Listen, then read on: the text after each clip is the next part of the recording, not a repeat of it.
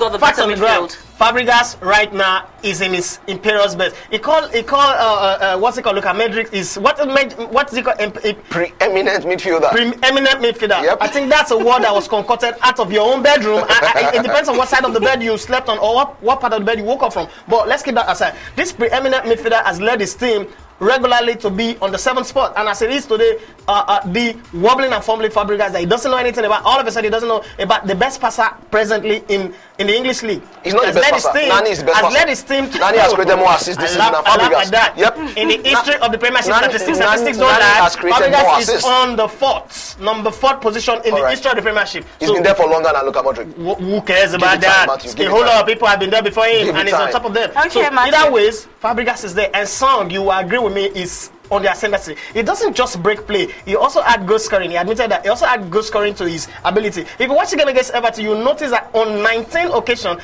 Song was able to stop the opposition from going forward and stop all their crosses coming into the Arsenal 18. You don't do that by luck. You don't do that by playing the lottery. And we used to have a weak point in our goalkeeper, Fabianski. But I'll tell you right now, in the Premiership, if you want to take the last 5 games, apart from the Newcastle game where he made a mistake. Apart? In the last 5 games, this man even does better than Joe Hart, who we thought was the best goalkeeper. Not even Peter Cech can stand on the same platform with him anymore. But that's is the best right now. So either ways, I tell you, Arsenal is going to tear Tottenham apart. Okay, we have not forgotten about you at home. The meter gauge on the screen is for you. I mean, it indicates who's leading in this poll. Don't forget that you can just send an SMS. Just type CRFA if you agree with Matthew and think Arsenal will beat Tottenham today, or type CRFB if you think the game will end in a draw, or type CRFC if you think Tottenham will upset Arsenal. Anybody who wants today. to win money will agree with that Arsenal will win this game. We're not making money in this segment. If somebody thought Arsenal was going to win this Brom, they lost money. Okay, Biola, let's continue. Yes,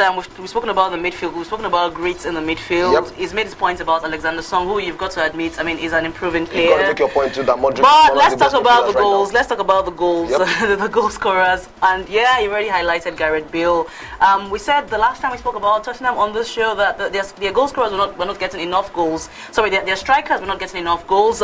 Peter Crouch scored his very first goal of the season just last week. In the league, he has scored more goals in the one Champions guy League. who's been on the up and up is Roman Pavlyuchenko, who's managed 4 to get goals 4. now. But the highest goal scorer has been a midfielder. So let's assume Gareth Bale has an off day today. It happens. He's human. Yep. Who will score the goals? Well, who scored the goals? Obviously, you look to Rafael van der Vaart. He's gotten 5 goals for us already this season. Scored more than anybody in the Arsenal team. Really? Yep, nobody has scored more goals than him in Arsenal. Compare Shamak.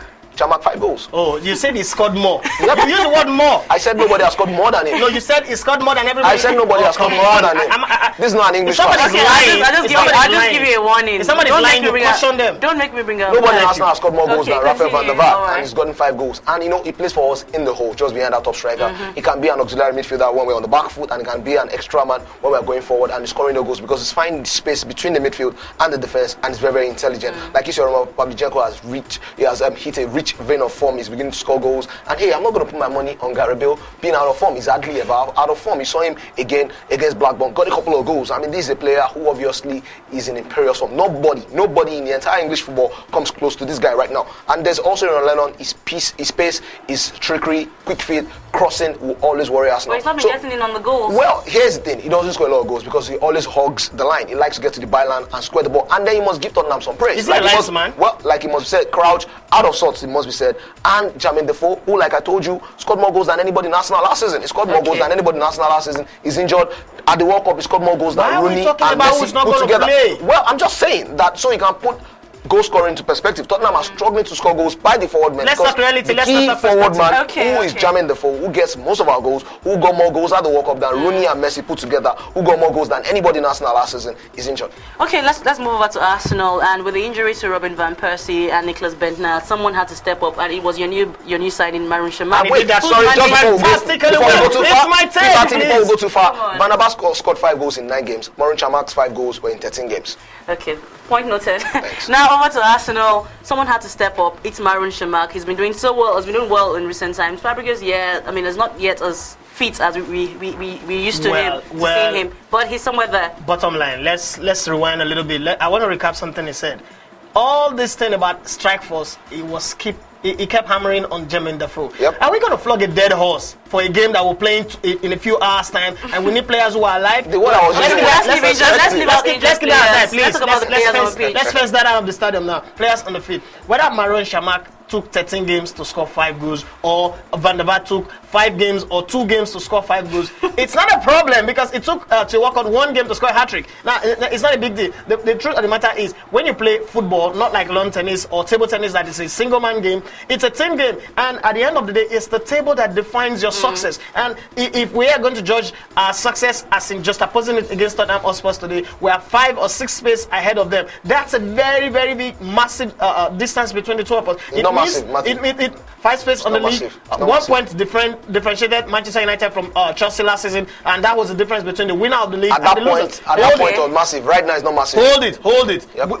Whichever way you look at it, there is Chamakh who came into the English league and slotted in perfectly Okay, well. but apart from Chamakh, what if you have an off day? Who's going to get the goals? Off days. He's got off days, and we've won game. The last game we played against Everton, he promised me that Everton was going to get under our skin. Chamakh didn't do nothing apart from give that pass to Fabregas. But the fantastic Fabregas turned a half chance into a goal. Yeah, now, they complained also that we don't shoot. Oh, that's the reason why Arsenal don't score goals. We are just 2 goals short of Chelsea, the numero uno when it comes to goal scoring. And he said something about scoring goals in the Champions League. If you don't know, now you know, because I'm going to inform you and be informed that Arsenal has scored more goals than any other team in the Champions League. And just so you know, there is something that must be working right for Arsenal that keep bringing these goals. And in the Premiership, as bad as things are for us, we are the second highest goal scoring team in the English Premiership. Do I need to inform anybody for you to understand? Okay. Do I need to beg you to made your respect point, me? Matthew. We all know that Arsenal know If how not, to score then we should goals. argue it.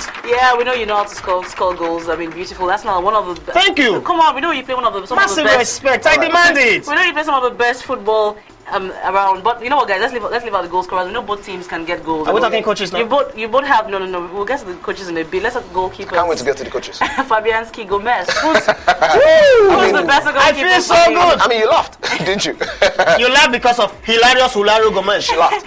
It doesn't matter what I laugh. All right, answer the question. I mean, let's get down to this. Gomez, fantastic goalkeeper. Had a huge reputation when he was in PSV. I mean, Gosedink, who one of the top coaches in the world, has said over and over again that that's probably one of the best goalkeepers he has worked with. Keeps for the Brazilian